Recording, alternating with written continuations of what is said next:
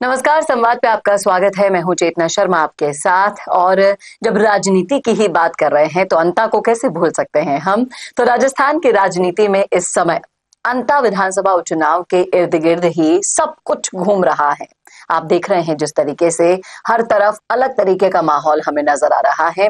एक तरफ कांग्रेस के प्रमोद जैन भाया है और दूसरी तरफ है निर्दलीय उम्मीदवार नरेश मीणा अपने अपने तरीके से प्रचार प्रसार में जुटे हैं। वहीं दूसरी तरफ बीजेपी से मोरपाल सुमन जी के नाम पर पूरा चुनावी रण छिड़ गया है।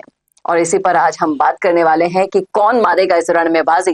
बात करने के लिए हमारे साथ मौजूद हैं बीजेपी के तेज तर्रार कार्यकर्ता श्री दिनेश पोद्दार जी, जो इस उपचुनाव पर आज अपनी राय भी रखेंगे और मोरपाल सुमन जी के बारे में आज हम इनसे चर्चा करेंगे। सर, आपका बहुत बहुत स्वागत है। नमस्कार। सर, मांगरौल में जिस तरीके से अभी आपने देखा कि वसुंधरा राजे जी और हमारे सीएम साहब भजनलाल शर्मा जी ने एक बहुत ही बढ़िया रोड शो किया और रोड शो में अगर भीड़ देखी जाए तो बहुत जबरदस्त थी। क्या लगता है आपको कि जनता का रुख किस ओर झुक रहा है? देखिए चेतना जी, मांगरोल की सड़कों पर जो भीड़ उमड़ी है, कोई इवेंट की भीड़ तो है नहीं, वो जनता का एक जनादेश। बिल्कुल जी। लोग अब झूठे वादों से उब चुके हैं। प्रमोद जैन भाया और नरेश मीणा दोनों ने जनता को सिर्फ खोखले शब्द दिखाए हैं। वसुंधरा जी का बयान मोरपाल आज की दुल्हन है, ये जनता के मूड को जो दिखा रहा है कि अब जनता की जो जनता है वो विकास की बात में शामिल होना चाहती है, कोई भ्रम की बात में नहीं। जी, ये बिल्कुल सही कहा सर आपने। अभी हम खुद भी अंता गए थे तो वहां ग्राउंड लेवल पर कई सारी देखने को मिली हमें चीजें, जैसे कि प्रमोद जैन भाया कांग्रेस के प्रत्याशी है, वो विधायक भी रह चुके हैं वहां से। उनका कहना है कि वो जनता के मुद्दों को जानते हैं, लेकिन भाजपा सिर्फ प्रचार करती है, काम नहीं करती है। इस पर आप क्या जवाब देना चाहेंगे? देखिए बिल्कुल चेतना जी, अगर प्रमोद जैन भाया को जनता के मुद्दों का पता होता तो आज जनता उन्हें तीसरी बार रिजेक्ट नहीं करती। भाया जी जनता के बीच नहीं, वो ठेकेदारों और अफसरों के बीच घूमते हैं। उनका रिकॉर्ड देख लीजिए आप गांव में जो अधूरे विकास कार्य पड़े, किसानों को मुआवजा नहीं मिल रहा है और युवाओं को बेरोजगारी का जो तोहफा उन्होंने दिया है, अब वो जनता से वोट मांग रहे हैं उसी विकास के नाम पर जो कभी हुआ ही नहीं।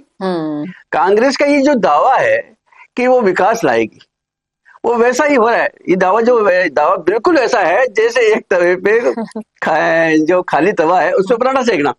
ये इनका दावा ऐसा है। बहुत ही बढ़िया एग्जाम्पल दिया सर आपने। और जिस तरीके से नरेश मीणा को आपने समर्थन दे दिया, आप पार्टी ने मांगा तो सबसे था, लेकिन समर्थन आप पार्टी से मिला। वो कह रहे हैं कि जनता की असली आवाज तो मैं ही बनूंगा। दोनों बड़ी पार्टियां जनता को गुमराह करती हैं। क्या मानते हैं आपकी वो किसका नुकसान करेंगे, बीजेपी का या कांग्रेस का? देखिए नरेश मीणा असली आवाज नहीं है, वो असली भ्रम है। वो मान लीजिए हर चुनाव में नए एजेंडे के साथ आना और जनता को कंफ्यूज करना उनकी आदत बन गई है जी। और आपका सपोर्ट मिलने का मतलब ये थोड़ी है कि जनता उनको स्वीकार कर ले। राजस्थान के लोग दिल्ली के उस झूठे मॉडल को बिल्कुल नहीं चाहते हैं, जहां यहाँ की जनता को काम चाहिए, भाषण थोड़ी चाहिए। मीणा जी के पास न तो कोई टीम है, न कोई संगठन, न कोई विजन, बस विरोध। उनके पास तो एक हुनर क्या है, विरोध करने का हुनर। वो कहते हैं सिस्टम बदल देंगे, सिस्टम बदल दूंगा। कैसे बदल देंगे वो, तो देख लीजिए आप। जी, ये आपने बिल्कुल सही कहा सर। बीजेपी का रोड शो देखकर तो ये लग रहा था कि पार्टी ने अंता को अब मिशन बना लिया है। क्या आप बता सकते हैं कि बीजेपी इस चुनाव को इतना ज्यादा अहम क्यों मान रही है? क्योंकि ये चुनाव सिर्फ सीट का नहीं है, बिल्कुल सिद्धांतों का चुनाव है। माननीय मुख्यमंत्री भजनलाल जी ने बिल्कुल साफ कहा है कि ये चुनाव विकास के अंतर का चुनाव है। कांग्रेस ने जो पेपर लीक कर युवाओं का भविष्य लूटा, मीणा जैसे लोग भ्रम फैला रहे हैं, और भाजपा जनता के बीच खड़ी है विकास, जनता के बीच में खड़ी है विकास, रोजगार और ईमानदारी जैसे एजेंडे के साथ। आज बताइए 1.5 लाख नौकरियां जो पाइपलाइन में चल रही है, 4 लाख और आने वाली है। ये कोई जुमला थोड़ी है, ये जमीनी हकीकत है बिल्कुल जी।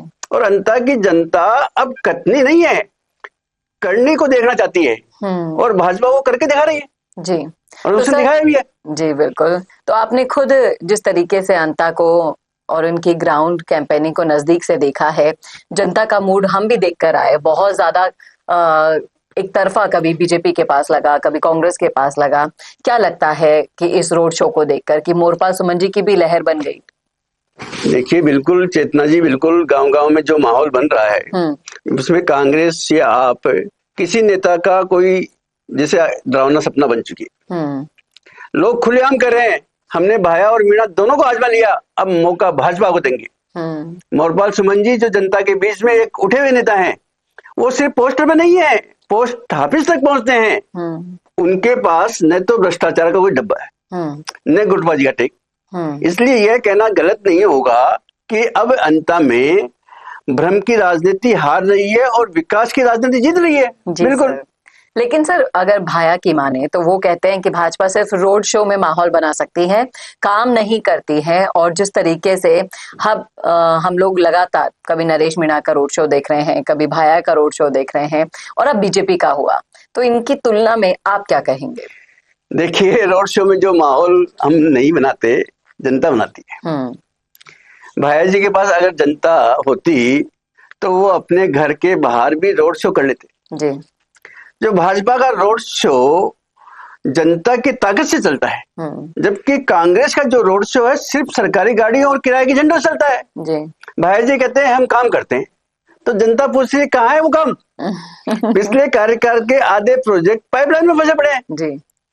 अब अगर वो पाइपलाइन नहीं खुली तो जनता वोट की पाइपलाइन जरूर बंद कर देगी जी। और भाया रे भाया खूब खाया, हाँ। ये वाला जो जुमला है, ये वाला जो नारा बनाया है जनता ने, वो बहुत जगह पे सुनाई भी दिया गया। सर, जो ये अंता का उपचुनाव है बहुत ही ज्यादा दिलचस्प मोड़ पर आ गया है। इसमें तीनों के तीनों प्रत्याशी कोशिश पूरी कर रहे हैं जनता का विश्वास जीतने की। आप क्या संदेश देना चाहेंगे अंता की जनता को? देखिए, मेरा तो सिर्फ एक संदेश है, अब वक्त है भ्रम नहीं, भरोसा चुनने का। अंता की जो जनता है वो नहीं जो नारे सुनकर वोट दे दे, अब जनता का काम देखकर निर्णय लेती है।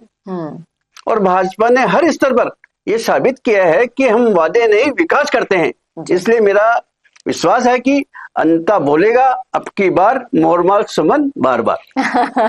आपने भी एक अलग ही नारा दे दिया है, तो अंता बोलेगा इस बार मोरपाल सुमन बार बार। अब देखना वाकई में दिलचस्प होगा कि अब अंता की जनता कौन सा फैसला लेती है, विकास बनाम भ्रम।